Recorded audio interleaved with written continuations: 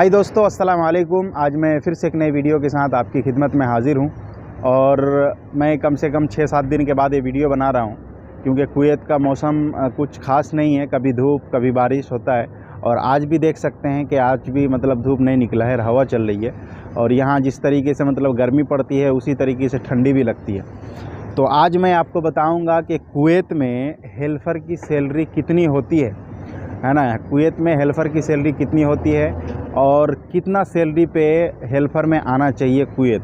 मैं कुवैत की बात करूंगा क्योंकि मैं कुवैत में हूं और यहाँ क्या क्या चीज़ किस भाव में मिलता है, तो आपका कितना सेविंग हो जाएगा, कितना कमाएंगे तो कितना सेविंग हो जाएगा, ये सारा चीज़ मैं आपको बताऊंगा। बस वीडियो को आप लोग पूरा देखिए और वीडियो को स्टार्ट करने से पहले आपसे रोज़ाना की तरह आपसे एक छोटी सी रिक्वेस्ट करूँगा कि अगर आप मेरे चैनल में नए हैं तो प्लीज़ इस चैनल को सब्सक्राइब कर लें और अगर आप मेरे वीडियो को फेसबुक पेज में देख रहे हैं तो इस पेज को फॉलो करें, लाइक करें और शेयर भी कर दें।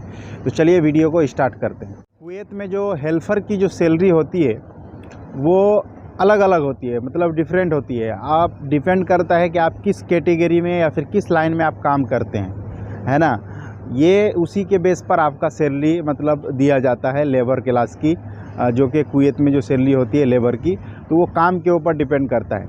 अगर मैं आपको बताऊं, अगर आप हॉस्पिटल लाइन में या फिर सफाई सुथराई में अगर काम करते हैं तो आपको 75 केडी मिलता है। 75 से 80 केडी मतलब बेसिक सैलरी मिलेगा आपको 8 घंटे का, है ना। उसमें आपको कंपनी जो देगी वो रूम देगी और आने जाने का देगी, बस इतना ही देगी। तो ये बेसिक सैलरी है जो 75 से 80 केडी मिलता है, जो हॉस्पिटल लाइन हो गया या फिर सफाई सुथराई हो गया। कहीं पर भी आपको सफाई सुथराई का काम करना है, मतलब चाहे रोड में दे दे आपको या फिर हॉस्पिटल में दे दे या फिर किसी स्कूल में दे दे, जो भी हो। तो उसमें जो सैलरी होती है वो 75 केडी से 80 केडी सैलरी होती है। और दूसरी चीज़ कि आपको मतलब कंपनी की तरफ से रहना और आना जाना ये सब मिलता है, खाना फ्री नहीं देती है कंपनी।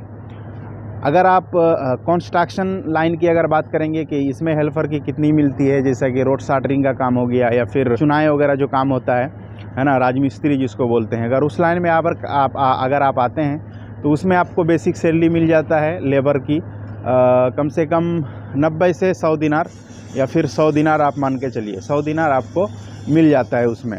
और बाकी उसमें ओवर टाइम भी हो जाता है ना। तो उसमें ठीक ठाक है, उसमें आपका ओवर टाइम कर के अच्छा खासा हो जाएगा। तो बेसिक सैलरी जो कुवैत में जो है अगर हेल्पर की, तो वो है कम से कम 90 से 100 दिनार। बेसिक सैलरी जो हेल्पर की होती है वो 90 से 100 दिनार होती है। इसी कंपनी में जैसे कि मैकेनिकल लाइन में अगर आप हेल्परी में जाते हैं, मैकेनिकल जॉब में, जैसा कि मैकेनिकल किसको बोलते हैं, मैकेनिकल का मतलब होता है कि वेल्डर के हेल्पर हो गए या फिर फिटर का हेल्पर हो गया, है ना, या फिर गाड़ी मैकेनिक वगैरह का हेल्पर हो गया। तो इस टाइप का काम पे अगर जाते हैं या फिर एसी मैकेनिक हो गया, प्लम्बर का हो गया, है ना, इस टाइप का काम में अगर आप हेल्परी में जाते हैं तो इसमें आपको कम से कम बेसिक सैलरी 100 केडी से 110 केडी या फिर 90 केडी आपको मिल जाएगा। ये 8 घंटे का मैं बता रहा हूँ, है ना। और कंपनी आपको फिर बाकी सारा चीज़ आपको देगी, जैसा कि रूम हो गया, ट्रांसपोर्टेशन हो गया, आना जाना, और कोई कंपनी आपको खाना भी दे देती है। लेकिन ज़्यादातर कंपनी अभी खाना नहीं देती है, इसीलिए क्योंकि हर धर्म के लोग रहते हैं तो खाना वाना बनाने में दिक्कत होता है, जिसकी वजह से ज़्यादातर कंपनी खाना वाना देना बंद कर दी है। मतलब आपको किचन वगैरह सारा चीज़ दे देती है, आप खुद बनाइए और अपने हिसाब से खाइए, है ना। तो मैकेनिकल जॉब में जो है, जैसे कि वेल्डर हो गया, फिटर हो गया, कटर हो गया, है ना, मैकेनिकल जॉब में आपको खाना फ्री मिलता है। ज़्यादातर कंपनी क्या करती है कि उन लोगों को खाना फ्री देती है। वो इस वजह से खाना फ्री देती है कि मैकेनिकल का काम थोड़ा भारी होता है, लोहा लक्कड़ का काम होता है, जिसकी वजह से वो आपको खाना मतलब खिलाती है बनवा के। और ऐसे अदर्स काम में जैसा कि आप प्लम्बर हो गया या फिर कंस्ट्रक्शन लाइन का काम हो गया, है ना, या फिर शटरिंग वगैरह का काम हो गया, जैसे कि मेरे सामने आप देख रहे हैं वो बिल्डिंग बन रही है, तो ये सब शटरिंग वगैरह का काम में जो हेल्पर ही जो काम करते हैं तो उनका जो सैलरी होता है वो बेसिक सैलरी 90 दिनार से 100 दिनार होता है। बाकी आपका ओवर टाइम कीजिएगा तो अच्छा खासा एक बन जाता है, मतलब हेल्पर के हिसाब से अच्छा खासा बन जाता है वो।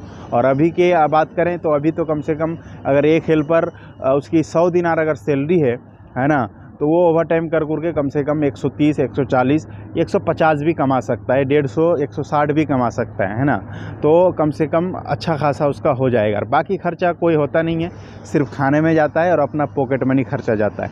तो ये एक बहुत ही इम्पोर्टेंट चीज़ थी जो बहुत सारे लोगों के मन में सवाल होता है, जो लोग काम नहीं जानते हैं कि हम तो हेल्पर हैं भाई, क्या हम नहीं जा सकते हैं, और अगर हम जाएंगे तो हमको सैलरी क्या मिलेगी, है ना।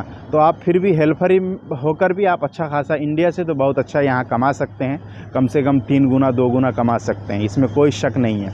और दूसरी चीज़ है कि कुवैत में मतलब सैलरी कितने हो तो आपको आना चाहिए, ये भी मैं आपको बता दूँ। अगर आप कुवैत आ रहे हैं तो कम से कम आपकी जो सैलरी है, बेसिक सैलरी 8 घंटे की, वो 100 दिनार होनी चाहिए, मतलब 100 KD 100 KD होना चाहिए। 100 KD अगर आपका सैलरी है और ओवर टाइम है ना, तो आप आ जाइए बिल्कुल, आपका मतलब अच्छा खासा पैसा बन जाएगा।